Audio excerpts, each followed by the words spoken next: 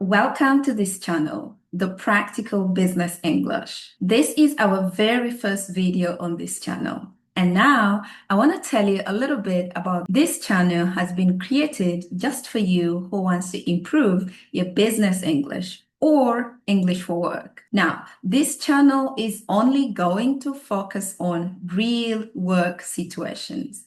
I mean, the phrases and expressions that you will hear and also use in your workplace, in your meetings, your presentations, your networking events. And so why this channel? The material, the content we're going to provide here, you will be able to apply them the following day in your workplace. Now, remember, English is a big thing today. Having a better English, better business English means you'll have more opportunities to get promoted, more opportunities to work with international companies, the opportunity to talk to different people in networking events. So if you're ready to improve your business English, to get that job, get that promotion, or build your confidence, why not stick with us? So today, I wanted to give you an introduction to the channel and also teach you something. So why not learn something today? Let's get started. So today we will start with phrasal verbs. Are you that person who's listened to people speak and you're like, okay, I know the meaning of the verb and I know the meaning of. So today we are going to start with phrasal verbs.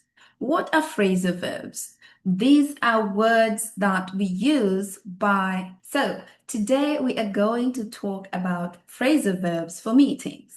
But today we will focus on phrasal verbs before meetings. And we will continue with during meetings, after meetings, and so on. Phrasal verbs, these are combinations of verbs and prepositions.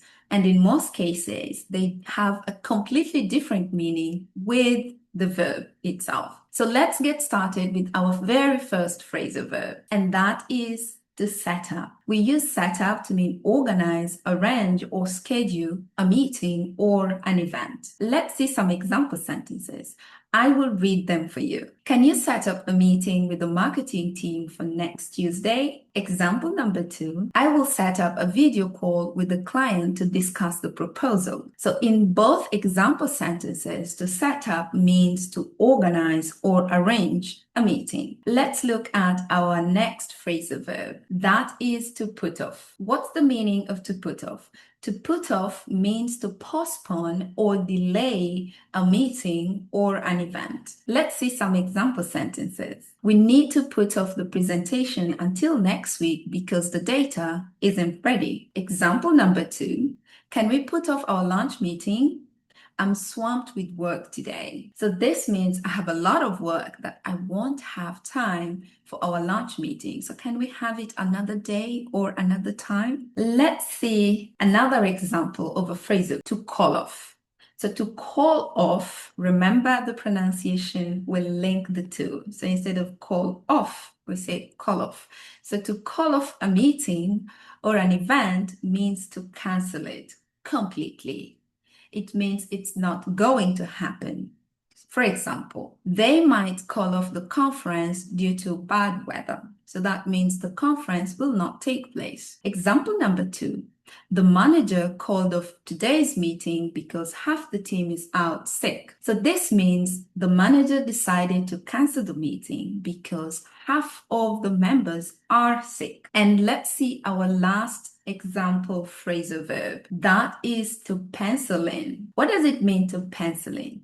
To pencil in means to schedule something temporarily. We could also say tentatively or provisionally. So it is not a final schedule or arrangement. It is bound to be changed. Okay. So let's see some example sentences. Let me pencil you in for Thursday afternoon. I will confirm by tomorrow. Example number 2, I've penciled in a meeting with the vendor, but we might need to reschedule. And those are our phrasal verbs for today. Now, I would like you also to learn the different forms of these phrasal verbs. Let's start with the first one, to set up. So the present form of to set up is just set up, and the past form of to set up is the same. It doesn't change. Let's see some examples. I set up a meeting with the design team yesterday. So yesterday, but the phrasal verb is the same as the present. Set up. Let's see the present continuous form. With this form, we just add ing to the verb. I'm setting up a call with the client right now. So I'm doing the action now. The future form, I will set up a meeting for next Monday. So maybe I'll set it up later today or tomorrow. It's in the future. Let's see the next phrasal verb, to put off. The past form of to put off is also the same as the present form. It doesn't change. Let's see some examples. We put off the presentation until this Friday. So this means in the past, we changed the presentation to this Friday. What about the continuous form? The present continuous form, usually we add just ing. For example, they are putting off the decision until they have more data. And the future form, we will have to put off the launch if the product isn't ready. Our next phrasal verb is call off or call off. The past form of call off is different from the present form. So with call, the past form of call is called. So we should say called off. The CEO called off all meetings last week due to the emergency. Let's see the present continuous form. They are calling off the conference because of low registration. So this means not many people have registered, so they've decided to just cancel the conference. And the future form, if it rains, we will call off the outdoor team building event. So this means if it rains, we will cancel this event. And our very last phrasal verb, to pencil in. Now with pencil in, we have to change the past form, which is penciled in. I penciled in a meeting with Sarah for Thursday afternoon. And the present continuous form, we add ing. I'm penciling in some time slots for potential interviews. And the last one, the future form. I will pencil you in for next week and we can confirm later. So these are the different forms of these phrasal verbs, and it's so important for you to know the different forms so that you can communicate in different tenses with confidence. Let's see the very last. Now, if you found this video helpful, do me a favor and hit the thumbs up button.